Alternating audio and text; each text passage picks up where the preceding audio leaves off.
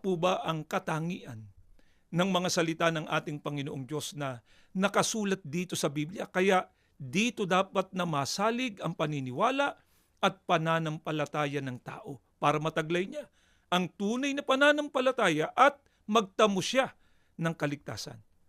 Pakinggan po ninyo, dito naman po sa Aklat ng Kawikaan, sa 30, 5 hanggang 6, ay ganito ang maliwanag na pagtuturo sa atin ng Biblia. Pakinggan ninyo. Bawat salita ng Diyos ay subok. Siya'y kalasag sa kanila na nanganganlong sa Kanya.